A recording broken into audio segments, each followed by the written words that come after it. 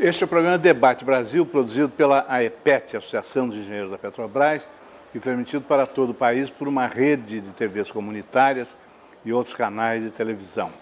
Nós vamos conversar hoje com o Frei Davi, fundador e presidente e diretor executivo, melhor dizendo, do Educafro, uma organização não governamental que há muitos anos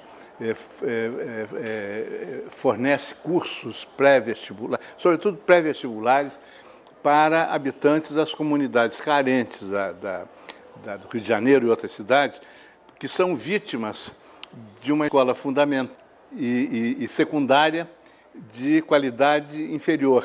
E por isso, quando chegam no vestibular, estão inferiorizados em relação aos jovens que vêm dos melhores colégios. Frei Davi, como é que surgiu o Educafro? A experiência surgiu a partir de um encontro com um padre, sacerdote da Igreja Católica. Tivemos um encontro para 100 jovens de São João de Meriti, Baixada Fluminense. E naquele encontro com 100 jovens, em certo momento perguntei: quantos de vocês pensam em fazer faculdade? Eu esperava que dos 100 jovens, uns 80 levantassem a mão. Só 2 levantaram a mão. Só 2? E a maioria negros. Perguntei: vocês 2? Eu fiquei primeiro perplexo. Pensei: o que eu faço? Exalto os 98 que não vão fazer ou exalto os 2 que vão fazer? Senão vou trabalhar positivo. Exaltar os 2 que vão fazer. Vocês 2, que alegria! Então 2 vão fazer faculdade. Por que vão fazer faculdade? E aí falaram: é porque nossa mãe trabalha limpando banheiro de faculdade.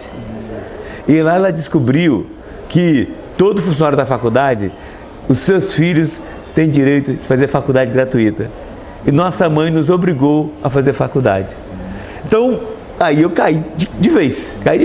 Primeiro que era só 2 e não 100. Segundo, que os 2 iam estudar, os 2 negros, iam obrigados, porque a mãe obrigou. Então, com isso eu concluí que o aparelho de Estado está todo ele programado para tirar o brilho da esperança e da expectativa do negro e do branco pobre de ter a universidade como instrumento de mobilidade social, econômica, política e status. Quer dizer, é um mecanismo deliberadamente excludente. É cruel, a ponto de dizer o seguinte: aqui no Rio de Janeiro, fizemos pesquisa, pegamos umas 10 escolas públicas estaduais e perguntamos aos alunos: vem cá, vocês, levante o braço, quem de vocês ficou mais de 6 meses sem ter professor de qualquer matéria? Física, química, biologia. E mesmo assim o Estado colocou nota falsa em seu boletim para passar de ano. Todos levantaram o braço. Ou seja, o Estado deliberadamente trabalha para que negro e branco pobre não almeje, não tenha esperança, não queira ser um médico, um engenheiro. Essa crueldade tem que acabar. Mesmo os partidos ditos de esquerda não têm levado a sério a educação dos pobres. Não tem levado a sério. Como deveria. Melhorou um pouquinho, mas não o suficiente para tirar o pobre branco e o negro de uma situação de autoexclusão e dizer: eu quero, é meu, me pertence, entrar na medicina. Nesses anos todos, quantos anos são de experiência do Educafro? Estou há 30 anos nessa experiência. Nesses anos todos, quantos brasileiros o Educafro conseguiu? Estimamos que mais de 40 mil pessoas brancas e negras que nos procuraram ingressaram na faculdade pública, no ProUni ou em faculdades particulares com bolsa de estudo. Por exemplo, só na PUC-Rio, via Educafro, já entraram mais de 1.500 jovens. 1.500? Só na PUC-Rio. Mas não são só jovens. Eu uso a palavra jovem como um vício de linguagem, porque na verdade a média etária do pessoal que está na Educafro é de 40 anos. A média etária. Então tem pessoas de 18, 16 e tem pessoas de 65, 70 e vai adiante. Sei. Em quantas cidades o Educafro opera? A Educafro tem uma estratégia de concentrar no eixo Rio-São Paulo e motivar a multiplicação de experiências com outros nomes nos 4 cantos do Brasil. Por exemplo, Porto Alegre, Rio Grande do Sul, fomos lá, implementamos a experiência e lá em assembleia propomos que o nome fosse Pré-Vestibular Zumbi dos Palmares. E assim vai, em cada lugar a gente motiva, porque nós queremos ficar no eixo Rio-São Paulo para garantir qualidade do trabalho. No entanto, na atual fase, estamos transformando, já estamos há algum tempo discutindo isso, para transformar a Educafro em uma franquia social, que é um assunto totalmente novo na realidade brasileira. Franquia comercial, todo mundo sabe o que é. Agora, franquia social é o dado novo. O que é uma franquia? Franquia social. Franquia social é você pegar uma experiência social bem-sucedida e formatar usando o instrumental da franquia comercial. Formatar usando o instrumental, inclusive o controle de qualidade, e ofertar para todos os que queiram reproduzir a experiência. Pegando esse exemplo de Porto Alegre, né, o pré-vestibular Zumbi dos Palmares. Ele é um Educafro que foi montado... Não. Ele agora, na nova fase nossa, qual que é?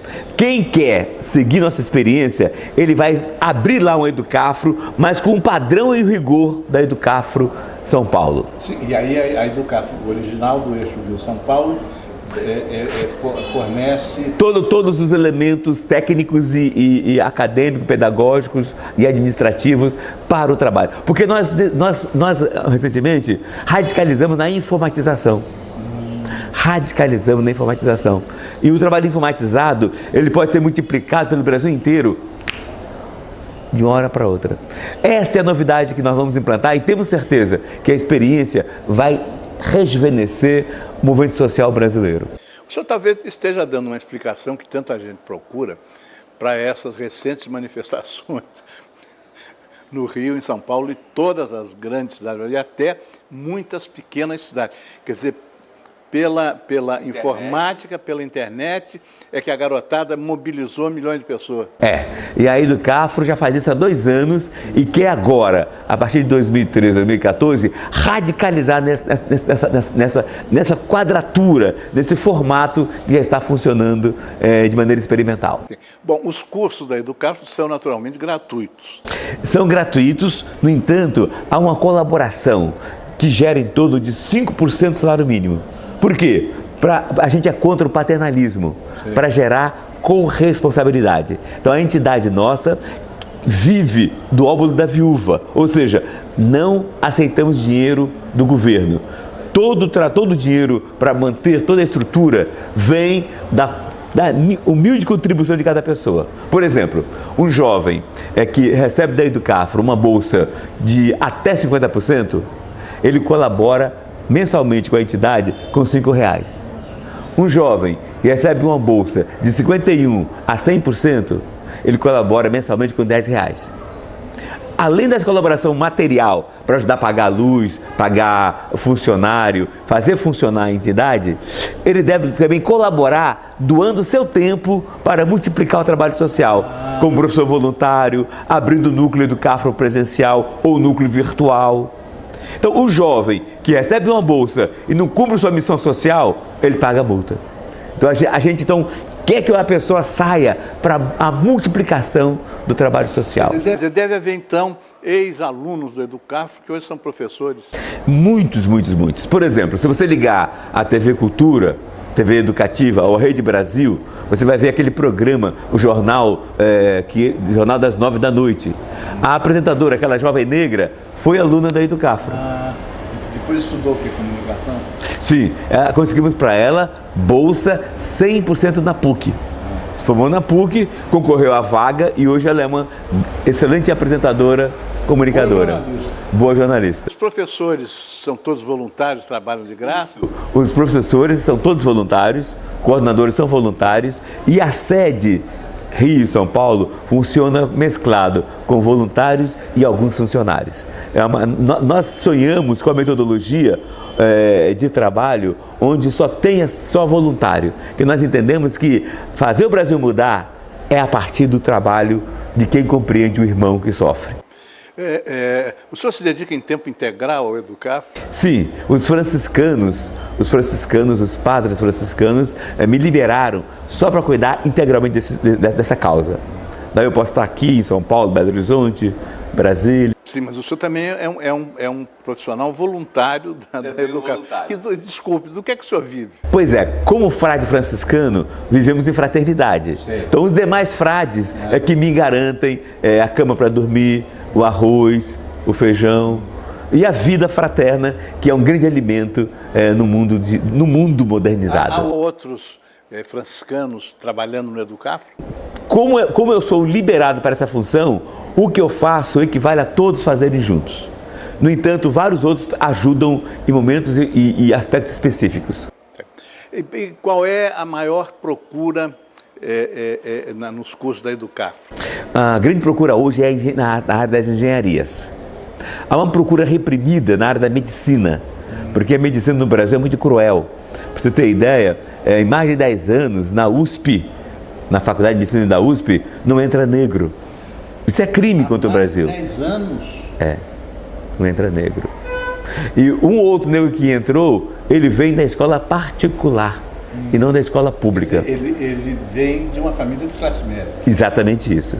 De modo que, apesar de nós, afro-brasileiros, sermos 51,7% do Brasil, conforme o último IBGE, na USP, por exemplo, na medicina, temos 0,01%.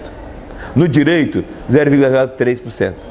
A exclusão é gritante. Somente quem não quer enxergar é que é contra cotas. Porque as pessoas normais, brancas ou negras, são a favor das cotas. As anormais são contra as cotas porque têm preguiça de estudar ou porque são conservadoras por estrutura existencial. A prática das cotas mudou a cabeça de muita gente. Olha, quando começamos a luta das cotas, estimávamos em 90% das pessoas contrárias, entre brancas e negras. Última pesquisa do IBGE, 67% das pessoas brancas e negras são a favor das cotas no Brasil. Então saímos de 90% contrário para 67% a favor. Ou seja, consideramos que nós temos uma das lutas mais vitoriosas do mundo. Que a luta, ela colocou o negro na universidade e convenceu a sociedade de que a luta é justa. Anos atrás nós fizemos um desses programas do Debate Brasil com a professora Nilceia Freire, que era reitora da Universidade Federal do Rio de Janeiro. E ela disse... Da UERJ, Estadual do Rio de Janeiro. Que antes ela era contra as cotas por razões intelectuais, pedagógicas e tal. Mas depois, vendo a prática, ela mudou completamente de ideia e passou a ser defensora. É o que acontece com muitos professores?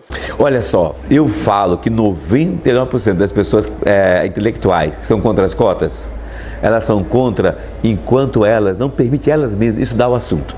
A Nilceia Freire, eu conhecia a professora Nilceia Freire antes, contra as cotas, conheci durante, na crise dela, que eu fui um dos causadores da crise dela, e a conheci depois, quando ela, ombreada comigo, saímos trabalhando pelo Brasil afora, convencendo outras universidades a também adotar esse método. Portanto, a Nilceia Freire é um exemplo bem delineado de que a intelectualidade que é contra as cotas, e qualquer cidadão que é contra as cotas, ele só é contra cotas enquanto ele não permite a si mesmo estudar o assunto. Quem estuda a questão da exclusão do negro no Brasil, ao estudar esse assunto, ele muda imediatamente de posição. E aí, se você prometer guardar em silêncio e ninguém saber disso, porque ninguém pode saber disso não, mas eu, Frei Davi, até os meus 21 anos, era contra as cotas também. Ninguém pode saber disso não. Eu acho que já fizemos um minuto de silêncio em respeito a essa sua revelação e vamos fazer um intervalo agora, vamos deixar a pergunta de abertura do próximo bloco do programa. Com as cotas e o maior acesso, né, de jovens pobres, negros ou brancos às universidades, tem aumentado muito a demanda dos cursos do Educaf?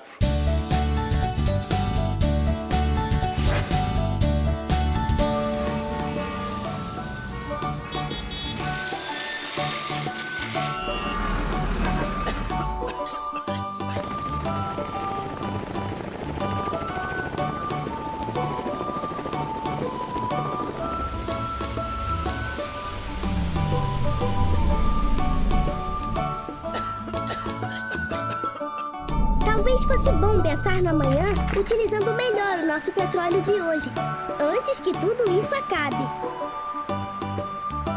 O petróleo tem que ser nosso! Este é o programa Debate Brasil, produzido pela AEPET, Associação dos Engenheiros da Petrobras, e transmitido para todo o país por uma rede de TVs comunitárias e outros canais de televisão. Nós estamos conversando hoje com Frei Davi, franciscano, fundador e diretor executivo da Educafro, uma ONG dedicada a facilitar e possibilitar o acesso de jovens e não tão jovens, pobres, negros e brancos, aos bancos da universidade. No bloco anterior, o Frei Davi fez revelações espantosas sobre a reação elitista e reacionária ao sistema de cotas que está franqueando a universidade a milhares de jovens que, de outra forma, não teriam essa oportunidade.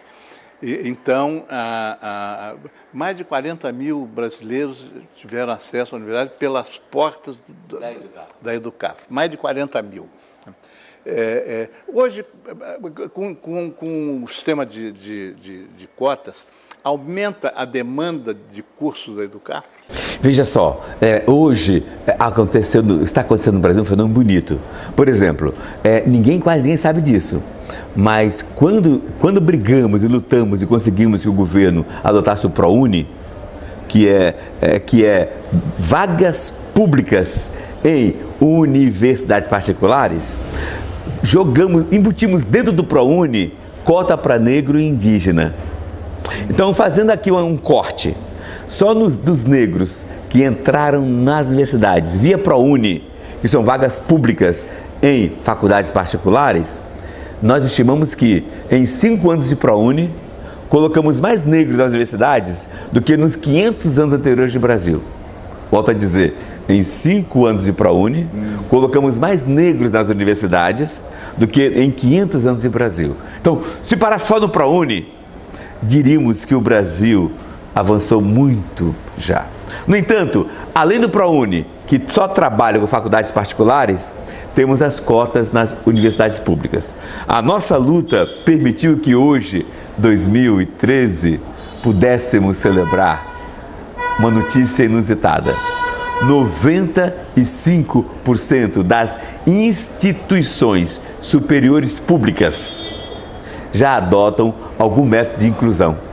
Portanto, só resta 5% de universidades públicas brasileiras que ainda não fazem nada. Mas entendemos... A USP fazia uma coisa bem superficial. Ela agora saiu do superficial, da escala de 0 a 100, ela saiu do superficial 10 para o superficial 13. Então a USP ainda falta caminhar 87%. Ela não tem sistema de cota. Tem sistema de pontuação, que é uma maneira de enganar o povo. Pontuação é a enganação ao povo. Inclusive, nós estamos preparando agora um processo contra a USP por ela enganar o povo. Porque nós cobramos, usando a lei da transparência da administração pública, intimamos a USP a revelar os dados através dos quais ela estudou e concluiu que, para ajudar o negro a entrar na faculdade, basta dar a ele 5% de pontuação na sua nota. E a USP não quer revelar esses dados. Então, nós vamos então, na justiça, para intimar a USP a dar esses dados. Se ela não der esses dados, o reitor será demitido por improbidade administrativa. E passando de um polo ao outro, que universidade no Brasil tem revelado maior abertura e maior empenho em relação às cotas? As que têm um trabalho mais bonito, mais sério, é a Federal da Bahia, a Federal de Santa Catarina, a Federal do Rio Grande, no Rio Grande do Sul, a Federal, a Unifesp, a Federal de São Carlos, no interior de São Paulo, e outras várias. É bonito saber que, após a lei assinada agora em 2011, que obriga todas as federais a terem cotas, a lei, por pressão da oposição e dos conservadores, a lei fatiou as cotas em fatias de 12,5% por ano. mas algumas faculdades públicas sérias, honestas, que respeitam o povo, em vez de fatiar em 12,5% por ano, já entregou de vez 50% das cotas para negros e brancos pobres. E eu até parabenizo agora essas faculdades que fizeram isso, entre elas a Universidade Federal do Rio Grande, que fica na cidade do Rio Grande, no Rio Grande do Sul. Não é Porto Alegre, é Rio Grande, que é talvez a segunda cidade gaúcha. O Papa Francisco, quer dizer, o primeiro Papa Francisco, talvez mais de 1000 anos depois da vida de São Francisco de Assis, bom, o Papa Francisco está para ver o Brasil. Não sei se quando esse nosso programa estiver no ar, ele já terá passado por aqui ou não. O senhor espera que ele tome conhecimento do projeto da Educafro? Não, da Educafro eu não quero que ele tome conhecimento, não preciso. Precisamos que ele tome conhecimento da realidade de exclusão do negro no Brasil. Então mandamos para ele e para sua assessoria, já mandamos para ele, o perfil da realidade de exclusão do negro. 2, já mandamos para o Papa Francisco e sua assessoria um slide mostrando a matança de jovens negros no Brasil. E conclamamos ao Papa Francisco que em seus sermões ele coloque essas questões. Como é que o senhor resumiria a situação atual da exclusão do negro no Brasil? Ela é gritante. Primeiro, que os governantes não levam a sério o povo negro e sua exclusão. Segundo, o mais duro e até me causa certa vergonha e tristeza falar isso. De cada 100 pessoas negras, em média, 65% tem vergonha de se assumir como negra. Com isso, então, ela mesma é inimiga dela e do seu progresso. Se eu tenho vergonha do meu cabelo carapinhado, do meu nariz robusto, dos meus lábios enriquecidos, se eu tenho vergonha de minha estética, eu automaticamente sou inimigo de mim mesmo e estou trabalhando contra mim. Então, quando a mulher negra estica o cabelo porque quer ficar com o cabelo igual do branco, isso é preocupante. Quando a mulher negra estica o cabelo porque ela acha que é uma maneira de debater outras questões, tudo bem. Mas quando ela estica alimentada unicamente para imitar a mulher branca, assim como o japonês opera seus olhos, é duro falar isso, mas é grande o número de japoneses que no Brasil operam seus olhos para ficar parecido com os ocidentais.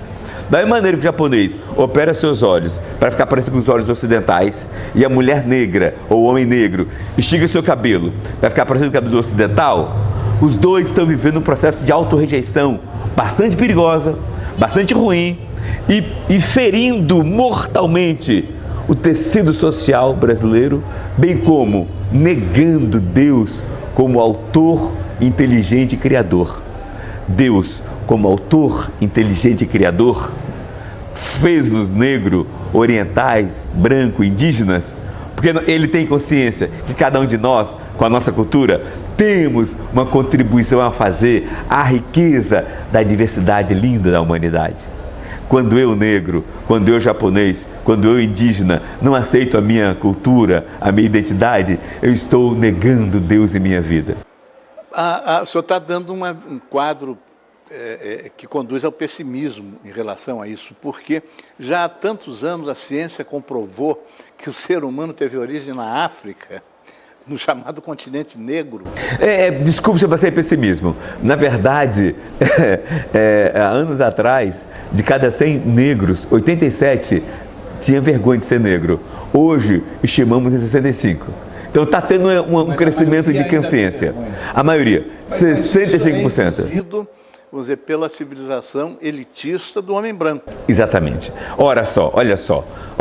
Quando criança, meu pai negro e minha mãe branca falou para mim e para meus irmãos: olha, vocês não podem brincar com outras crianças aqui do bairro.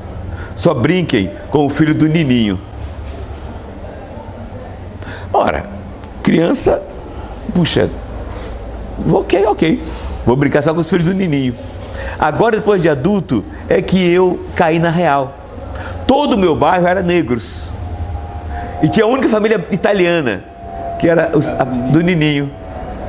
Então, portanto, meus pais, inconscientemente, nos empurraram para brincar com crianças brancas. E certa vez, meu pai falou uma frase que me deixou muito encucado. Ele falou assim: olha, não brinca com as outras crianças, Porque quem se mistura com porco, farelo come. Portanto, a opressão via consciência, ela é antiga no Brasil. A escravidão gerou isso, de modo que os nossos velhos, os nossos avós, os nossos pais, aqueles que não tiveram a consciência amadurecida, queriam imitar brancos e queriam que seus filhos nascessem brancos. Daí a grande busca de homens e mulheres negros querer casar com brancos para embranquecer teus descendentes e alguns usos de maneira muito doentia, muito equivocada, a expressão para limpar a raça. Limpar a raça. É uma visão muito doentia, mas eu tenho certeza que nós vamos vencer isso e vamos conseguir fazer com que o negro se sinta bonito, feliz, pleno como negro, o indígena se sinta feliz, pleno como indígena. É a nossa expectativa, nosso sonho enquanto cristão e enquanto alguém que acredita nas forças da natureza, nos orixás, acredita em Buda, acredita em Alá, e vamos que vamos. O Gilberto Freire, nosso grande sociólogo, dizia, infelizmente isso é pouco conhecido, que todo brasileiro, que é brasileiro há mais de 2 ou 3 gerações, é brasileiro, filho de brasileiro, neto de brasileiro, talvez bisneto de brasileiro, todo brasileiro com essas características, ele é simultaneamente português, negro, árabe e judeu. Infelizmente, isso é pouco conhecido no Brasil. O senhor concorda com essa avaliação? Veja só, a mistura brasileira é uma das mais bonitas do mundo. Bonita, mas ao mesmo tempo mais cruel. Porque essa mistura, privilegia quem é eurodescendente. Quanto mais eurodescendente, mais você tem privilégio. Quanto menos eurodescendente, menos você tem privilégio. A BBC de Londres, assim que as cotas começou a ganhar dimensão no Brasil, BBC de Londres, associado com outra imprensa, outros meios de comunicação grande do Brasil, fez uma pesquisa, escolheu 10 negros e negras do Brasil, segundo eles, que tinha influência na sociedade. Neguinha Beija-Flor, Daiane, Pelé. Escolheram a mim também, eu estranhei, mas me escolheram também. E fizeram uma pesquisa do DNA nosso.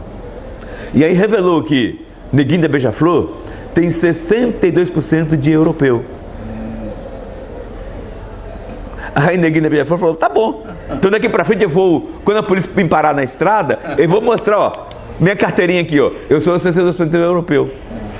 Então, ou seja, a mistura é grande. No meu caso, revelou que eu tenho 69% de africano. Olha só, eu, que sou bem misturado esteticamente falando, tenho 69% de africano. Neguinho Beija-Flor, que é negão mesmo, tem 62% de eurodescendente. Então, ou seja, a questão da pigmentação precisa ser mais aprofundada pela sociedade e apropriada pela sociedade. E aí, evita-se que redes de televisões, BBC de Londres e outras, usem isso para desacreditar a luta do negro. Qual era a tese? A luta da cota é palhaçada, porque quem é e quem não é negro, concretamente, não se sabe. Só que a BBC de Londres esqueceu que nós não lutamos por quem é genotipicamente negra. A nossa luta é por quem é fenotipicamente negro. A polícia, quem é genotipicamente negro só tem a cultura, só tem o sangue negro nas veias, na sua genética. Quem é fenotipicamente negro, ele tem negro nas suas feições, o cabelo carapinhado, o nariz robusto, os lábios enriquecidos, a pele, a tez mais escura. Portanto, nós sabemos que a polícia, quando entra no ônibus para fazer as suas batidas, ela não pergunta a genotipia, mas olha a fenotipia e dá pancada na fenotipia. Isso eu já vi. Isso eu já vi. No centro do Rio de Janeiro. É duro dizer que a polícia do Rio, São Paulo, Recife, treina seus soldados no tiro, botando bonecos negros. Isso é absurdo. Isso é um crime de lesa humanidade. As leis antirracistas em vigor no Brasil? Alguns já tiraram, algumas polícias já tiraram depois da nossa denúncia. Mas eu peço aos soldados aí que estão sendo treinados no Brasil inteiro, vocês soldados, estão sendo treinados, quem souber hoje onde tem polícia que treina tiro ao alvo em cima de bonecos negros, mande para nós, mande para o programa um aviso, mande essa comunicação. Agradeço a você.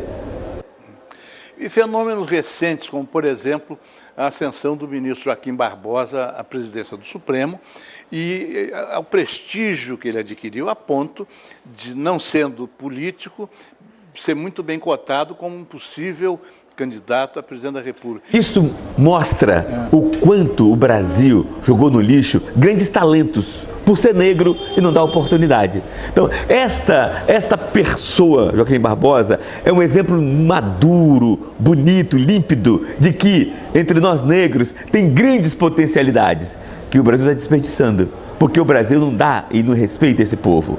E isso é seríssimo. Olha só, se você vai nos governos municipais e olha os assessores dos prefeitos, só brancos. Se você vai nos governos estaduais e olha os assessores, só branco. Vai na Petrobras, olha o comando da Petrobras e toda a cúpula que ganha altos salários, só brancos. Vai na Dilma, no gabinete da Dilma e todos os ministérios, só brancos. Então, ou seja, a exclusão do negro é cruel. Só não enxerga governante irresponsável, municipal, estadual e federal. E aí, para completar o problema, você agora liga a televisão na Copa das Confederações e você vê que a televisão, ao filmar o povo, a plateia, ao filmar o povo, 99% são brancos. Ou seja, o único espaço democrático que nós tínhamos, que era o futebol, com a vinda da FIFA, com suas normas violentas contra pobre, a FIFA expulsou dos estádios os negros. Então nós estamos entrando contra a FIFA, exigindo uma cota de 30% para negros em todos os jogos da Copa do Mundo. E podemos admitir que nos jogos do Brasil, que a concorrência é muito alta e é onde a FIFA ganha mais dinheiro, podemos admitir cota de 20% para negros. Como vai funcionar isso? Se você ligar as últimas 3 Copas do Mundo, você vai ver que quando era um jogo do time local com outro time, o estádio superlotado. Então ali a gente quer 20% só de cota porque é a hora que a FIFA ganha dinheiro, que a FIFA é muito capitalista demais para o nosso gosto. No entanto, quando você vê jogando 2 times diferentes que não são daquele país, tem no máximo 40% de assistente no estádio. Então, quando nós pedimos cota de 20%, não vai dar prejuízo de 1 centavo à FIFA. Pelo contrário, vai colorir o estádio, vai encher o estádio da energia do povo e vai jogar o espetáculo para o mundo inteiro com muito mais brilhantismo, próprio da energia do negro brasileiro. Nós vamos ter que fazer mais um intervalo, eu já lhe deixaria a próxima pergunta. A própria presidente Dilma comentou que no jogo da abertura da Copa das Confederações que ela assistiu, ou num outro jogo que ela viu pela televisão, ela se preocupou em olhar para as arquibancadas e disse assim, não vi nenhum negro. Como presidente, ela tem contribuído para mudar para melhor essa situação?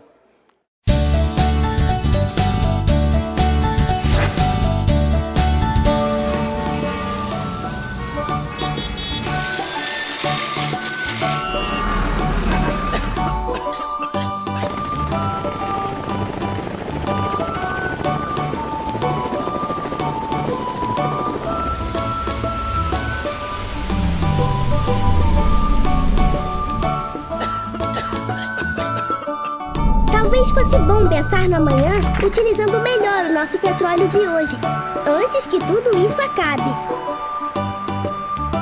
O petróleo tem que ser nosso! Este é o programa Debate Brasil, produzido pela AEPET, Associação dos Engenheiros da Petrobras, e transmitido para todo o país por uma rede de TVs comunitárias e outros canais de televisão. Nós estamos conversando hoje com o Frei Davi, franciscano, fundador e diretor executivo da Educafro, uma organização não governamental devotada a promover o acesso das populações pobres brasileiras, jovens e não tão jovens, negras e brancas, sobretudo aos bancos das universidades. A pergunta que ficou, o Frei Davi levantou a questão dessa última Copa das Confederações, quer dizer, os nossos estádios diminuíram de público. O Maracanã já teve jogos com mais de 110 mil espectadores, agora ficava lotado com 70 mil, por volta disso.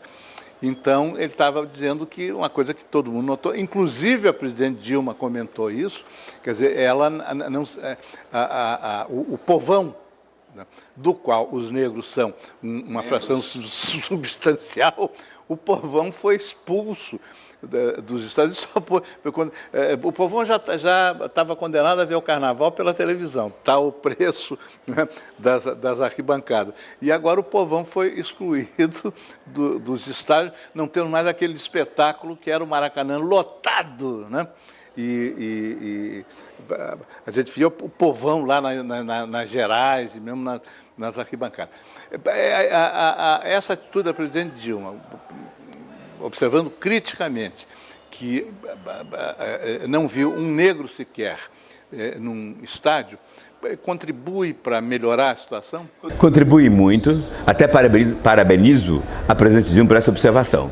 No entanto, eu chamo a atenção da presidente Dilma que o Lula foi mais eficaz do que ela na questão da sensibilidade com a comunidade negra. Lula, o Senado e a Câmara aprovou uma lei para a cota no serviço público. Lula sancionou essa lei no final do governo dele e deixou para Dilma apenas regulamentar. Já vai para 3 anos, a Dilma não regulamenta. Tivemos 4 reuniões com a equipe da Dilma exigindo regulamentação, não veio regulamentação. Fizemos 2 greves, 2 vigílias em frente ao Palácio Planalto. E a última vigília, a Dilma botou a ABIN, a polícia política dela, para jogar gás de pimenta e nos expulsar de frente ao Palácio Planalto, agora, né, dias atrás. Portanto, eu quero dizer que a presidenta Dilma criticou muito bem os estádios de futebol, mas ela seria muito mais eficiente se ela olhasse o gabinete dela e todo o andar que ela trabalha e contasse quantas pessoas tem e quantos negros tem. Talvez tenha menos do que o estádio de futebol. E eu conclamo a presidente Dilma para ser irmã do povo negro, para ela seguir no mínimo o que fazia Lula, o grande irmão meu Lula. Lula entendia o povo negro e Lula abriu muitas portas para o povo negro. Mas a Dilma está sendo muito difícil para nós negros. Negros do PT reclamam dela, negros do PT reclamam dela e negros neutros do partido reclamam da Dilma. Dilma, por favor, acorde. Nós te amamos, queremos um Brasil melhor e queremos que o seu governo leve a sério o povo negro, bem como combata todos os corruptos que estão aí no PT. O PT tem que voltar a ser o PT original que nós sonhamos e pelo qual nós gastamos nossa energia, pelo qual nós gastamos nossa vida. Em anos passados, Frei Davi, media-se o grau de exclusão social no Brasil com algumas estatísticas. Quando pintava o desemprego, o maior número de desempregados era de negros. Nos salários, a diferença era gritante. Como é que está isso agora? Infelizmente, o índice de desemprego ainda maior entre os negros. Uma pesquisa recentemente feita por obrigar. Nós exigimos na Justiça que a FEBEBRAM pesquisassem a percentagem de negros nos bancos. E revelou que nós, negros, somos 51,7% e na FEBRABAN era 9%. Depois de muita pressão, pulou agora para 12% de negros da FEBRABAN, no conjunto dos bancos da FEBRABAN.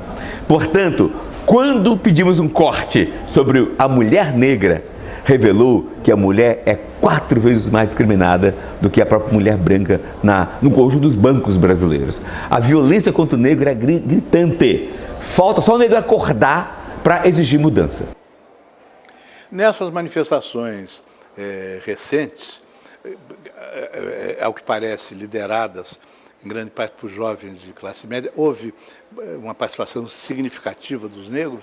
Nós estimamos que em São Paulo nós somos 37% de afro-brasileiros. Nós estimamos que nas passeatas éramos 20% de afro-brasileiros. Éramos 20%, mas não tínhamos as bandeiras do nosso povo negro. Estávamos lá com a bandeira do conjunto. O que é bonito isso? O que é bonito isso? Nós negros somamos com aquele movimento nacional. Mas estávamos lá. Não na percentagem que somos na sociedade brasileira. No entanto, nós gostaríamos de ver a comunidade negra ter coragem de sair para a rua com bandeiras específicas do seu povo negro. O Brasil só vai ser um país bom e justo quando o povo negro levantar suas bandeiras com garra e convicção. Enquanto não levantar sua bandeira com garra e convicção, a mobilidade do negro estará comprometida.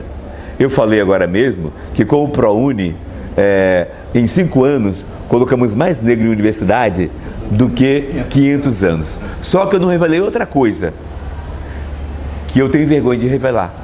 Mas como a gente quer fazer um debate bastante maduro, vou revelar.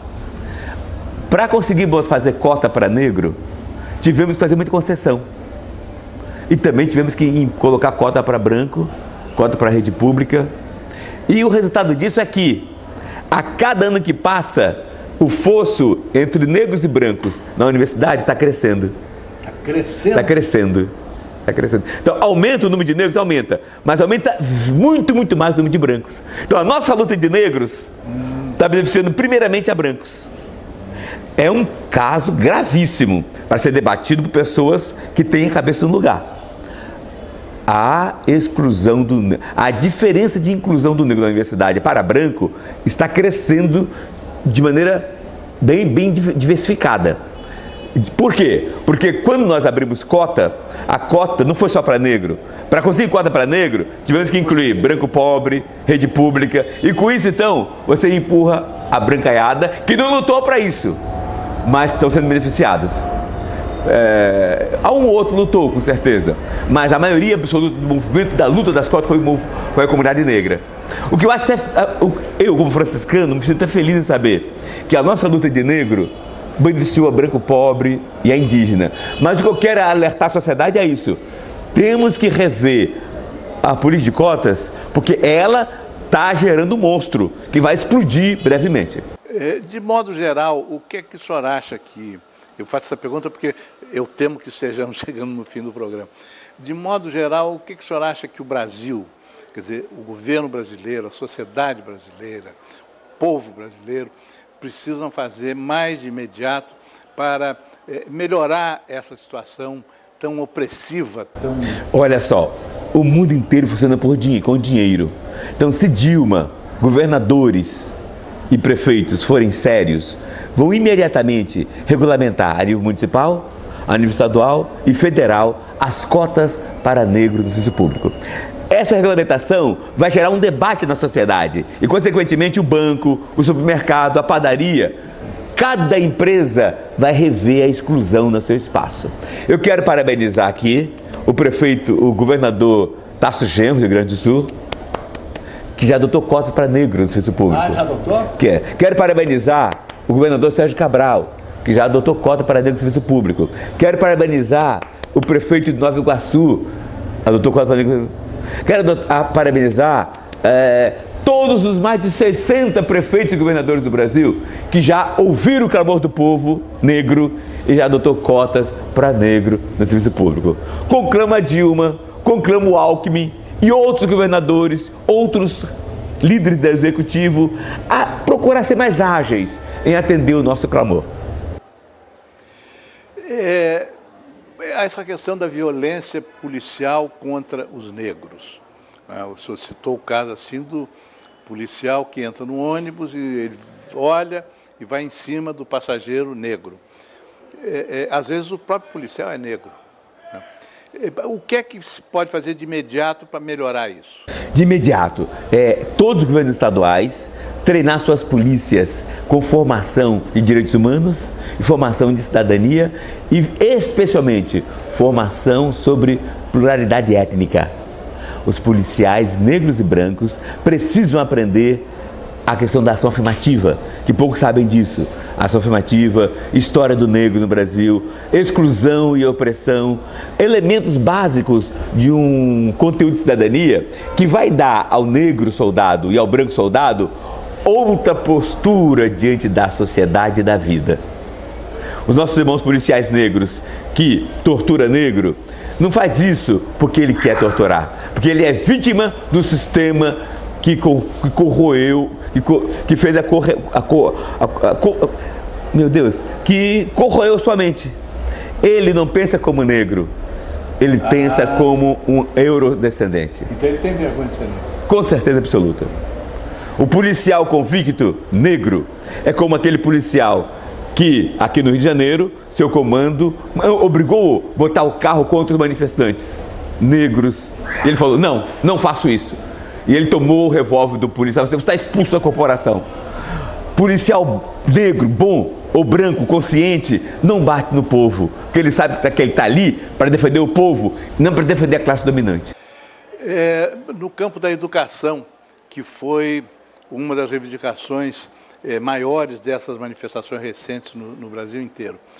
Além das cotas da universidade, no ensino fundamental, o que é que poderia ser feito? Veja só, o ensino fundamental e o ensino médio no Brasil é uma vergonha generalizada. Primeiro, branco e negro sofre quando sabemos que 70% de tudo que você estuda no ensino médio nunca mais vai servir para mais nada, a não ser para dar aos burgueses que têm acesso a escolas caras e cursinhos caros, estrutura para roubar as vagas públicas. Depois disto, 70% do conteúdo do ensino médio não se usa para mais nada. Então, primeiro fato, exigir uma urgente mudança do conteúdo do ensino médio brasileiro. Segundo fato é ter tratamento diferenciado para quem foi historicamente diferenciado. Quem nasceu em berço de ouro, teve escolas boas, tem que ter um tipo de vestibular.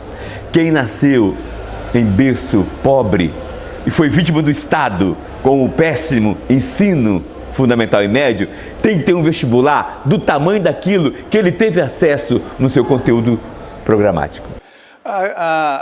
Hoje, praticamente todos os candidatos, em todos os lugares, a governadora, a prefeito, pregam a adoção do sistema da escola de tempo integral.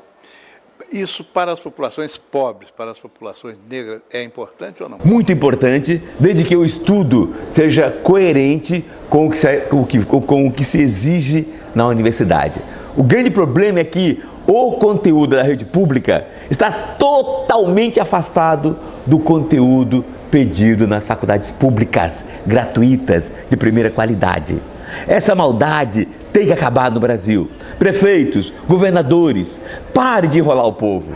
Dê na sua escola fundamental e na sua escola de ensino médio o mesmo conteúdo cobrado na faculdade pública do seu estado. Não engane o povo, mude de postura. E na questão da saúde, há discriminação também visível? Infelizmente, pesquisas revelam que uma mulher em acompanhamento de parto, quando ela é negra, ela recebe 60% em média menos atenção do médico do que quando ela é branca. Quer dizer, nas maternidades públicas há discriminação? Nas maternidades públicas, quando a mulher é negra, pesquisas oficiais do IPEA, ela tem 60% menos atenção do que a mulher branca. A coisa é gravíssima, E fora isso, educação, saúde, polícia, serviço público, quais são as outras manifestações mais graves, vamos dizer, desse fenômeno de racismo? Isso é racismo. Olha só, a mais grave está acontecendo nas indústrias brasileiras. Pesquisa feita com as 500 maiores indústrias do Brasil, pesquisa realizada pela própria Fiesp, com apoio do Instituto Ethos, revelou que nas 500 maiores empresas do Brasil, no cargo de executivo, só 3,8% são afro-brasileiros, quando deveria ser 51,7%. Gente, a questão do negro vai estourar. Se os governantes não levarem a sério a mobilidade do negro, isso vai estourar. Porque nós negros, que tivemos acesso ao saber, estamos voltando para debater com o povo negro a exclusão. E esse debate vai gerar fermento pensante, e fermento que vai gerar a busca dos seus direitos. Nós temos apenas 2 minutos agora, eu deixaria a seu critério a utilização desse tempo. Eu concluo nesses 2 minutos conclamando a Petrobras todos os engenheiros, todos os funcionários da Petrobras, para serem mais brasileiros conosco, nós negros. Tivemos umas 4 vezes conversando com pessoas de diferentes órgãos da Petrobras, pedindo à Petrobras que crie um plano, uma meta de inclusão de negros na Petrobras. E não fomos bem sucedidos ainda. E tenho certeza que a Petrobras será a primeira empresa brasileira, de economia mista ou não, a primeira empresa que ama o Brasil e que vai convocar seus diretores e vai convocar um seminário e vai fazer metas de inclusão de negro em todos os escalões da Petrobras. Eu gostaria de voltar na Petrobras e ver engenheiros negros em profusão, porque me dá tristeza quando entro na Petrobras e vejo servidor de cafezinho, negro, limpador de banheiro, negro. Por favor, Petrobras, ame o Brasil e ame a nós negros. Obrigado.